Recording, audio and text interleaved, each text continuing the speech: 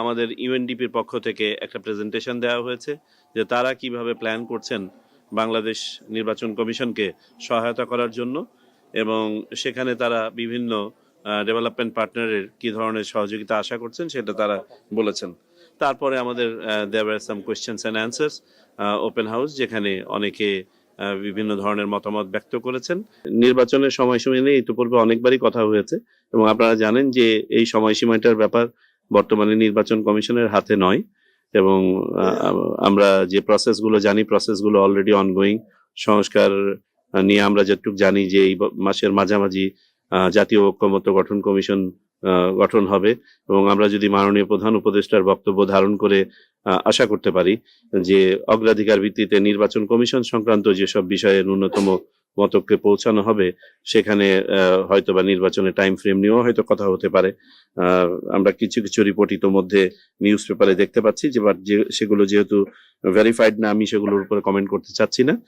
আর আপনি ইলেকশন নিয়ে যে চ্যালেঞ্জের কথা বলছিলেন, নো, আমরা ওইরকম এমন কোনো চ্যালেঞ্জ দেখছি না যে ইলেকশন কে ওইভাবে বাধাগ্রস্ত করবে। তবে হ্যাঁ, কিছু কিছু সব সময়ে স্থানকাল ভেদে তো কিছু সমস্যা থাকবে, চ্যালেঞ্জেস থাকবে, এবং সেগুলো we will live up to it. আমাদের বাস্তবতায় দুটো নির্বাচন একসাথে করা সম্ভব নয়, এবং অতীতের অভিজ্ঞতায় দেখা গেছে সকল স্থানীয় সরকার নির্বাচন ফেজে করতে গেলে পারে প্রায় 1 বছর সময় লেগে যায়। তো এমন অবস্থায় যদি স্থানীয় সরকার নির্বাচন পুরোপুরিভাবে এভাবে করতে হয়, তাহলে জাতীয় নির্বাচনের টাইমটা পিছিয়ে যাবে। অথচ জাতীয় নির্বাচন আমাদের একটা প্রায়োরিটি এরিয়া। ইলেকশন কমিশন জাতীয় নির্বাচন নিয়েই চিন্তিত এই মুহূর্তে, এবং জাতীয় নির্বাচন নিয়ে প্রস্তুতি নিচ্ছে। তবে স্থানীয় সরকার নির্বাচন যদি সরকার সিদ্ধান্ত নেন কোনো অংশ বা কোনোভাবে অনুষ্ঠান করার, সেটা সরকারি সিদ্ধান্ত, সেটা তখন ওইভাবে বাস্তবায়ন করতে হবে। আমরা নির্বাচন কমিশনের মন্তব্যটা আবার পুনরাবৃত্তি করি যাতে করে এখানে অন্যভাবে ব্যাখ্যা না হয়।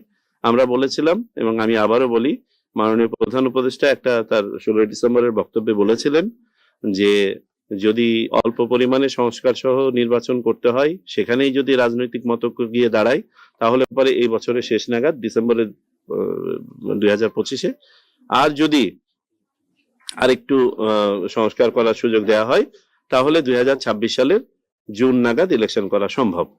এবং আমরা বলেছিলাম যে আমাদেরকে আর্লিয়েস্ট ডেটটা ধরে নিয়েই প্রস্তুতি নিতে হচ্ছে। আমাদের অবস্থান এখনো অপরিবর্তিত। আমরা ডিসেম্বরকে ধরে নিয়েই আমাদের প্রস্তুতি গ্রহণ করছি।